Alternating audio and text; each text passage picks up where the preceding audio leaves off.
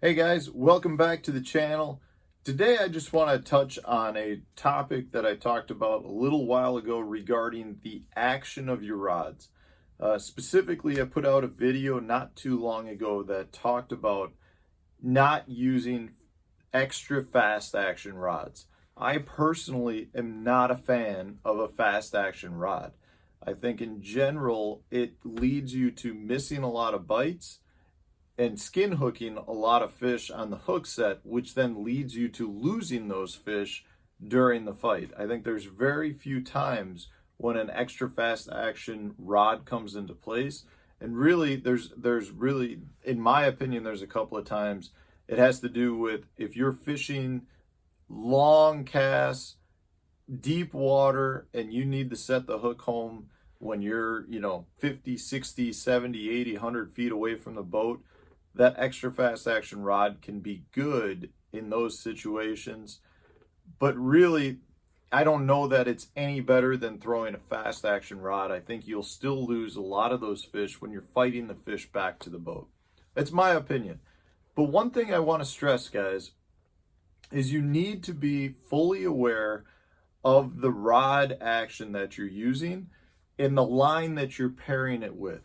One thing, as a custom rod builder, I've become really intimate with the rods that I build, and I'm fully aware of the actions that those rods are. So I know which rods are a moderate fast, which rods are a fast, which rods are extra fast.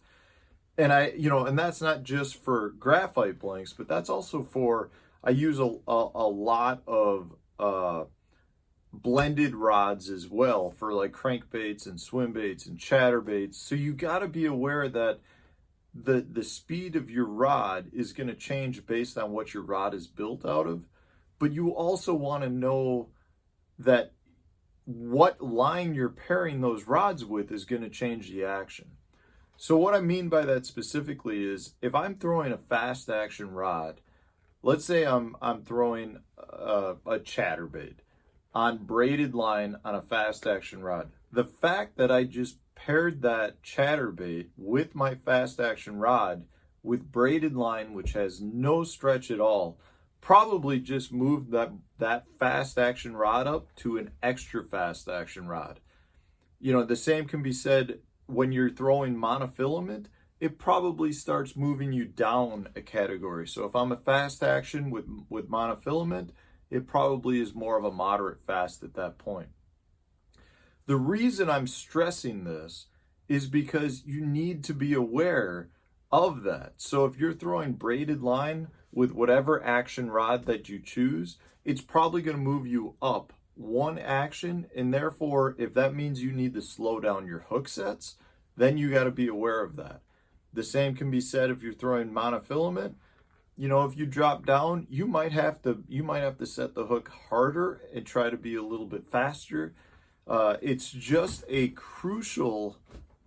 It's really just something that I think is crucial to you being able to maximize the performance of your rods. I think a lot of people aren't even aware of the different actions in those rods, but you also have to be aware of the fact that when you change line, that's going to change the action of the rod. I wish I could sit here and say that there was a universal guide to actions. If you buy a St. Croix or a G. Loomis or, a Luz, they all have their own categories as to what they consider, a fast, extra fast, moderate fast. They're not comparable. So one company's might be faster than another company's, or it could be, the other way around. It could be slower. So if I sit here and engage in a conversation with you and I say, hey, yeah, I was catching them really good using a moderate fast action rod, and I'm throwing, my custom built rod, and you go out and buy a St. Croix rod, a moderate fast action rod, they could actually be more on the fast side, and therefore your performance is going to be different than the rod that I'm building. Unfortunately, we can't just say, hey, your moderate fast is my moderate fast, because it doesn't work that way. Every company is a little bit different. But having said that, I think it's important just to be aware of it. You know, whatever company rods you choose, or even if you choose a bunch of different company rods, you need to be aware of those differences amongst the speeds of the rods. And then when you compare the line that you're throwing on that rod, how it changes. Because you may have a rod that works great when you're throwing it with fluorocarbon, and then you put on braided line, and you're like, hey, this doesn't work as good. Well, it's because you just changed the action of the rod, and therefore it's not the right right pairing for the bait that you're choosing. I know it sounds tedious, guys, and it sounds like a small, minute, little issue, but it really can make a pretty substantial difference in the way you're presenting a bait, which then results in you potentially having better or worse days on the water. But after doing a video on, suggesting not to use extra fast action rods, I got some kickback on it. Some people saying that, they didn't necessarily agree with that. And a lot of it had to do with the rods. One guy said he likes throwing extra fast action rods, but he likes throwing it with monofilament. Well, in my opinion, if you're throwing monofilament with extra fast action rod, you're kind of throwing a fast action rod at that point. So it kind of negates that whole discussion. But I think it's worth mentioning to you guys that you need to be aware of the lines that you're using with the rods that you choose to use, because it's going to have an effect on the way you present your bait. Pretty simple little thing. I just want you guys to be aware of it. And, it's something that I feel is an important issue. And I'm sure I'm probably a little bit of a nitpicker when it comes to rods, because I like to build my own rods. But I think it can make you a better fisherman too if you're aware of it.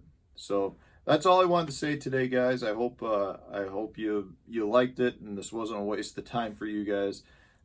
If you did like the video, hit that like button, share it on your social media, and subscribe to the channel if you have not done so already. I appreciate each and every one of you guys watching, and take care. We'll talk to you tomorrow.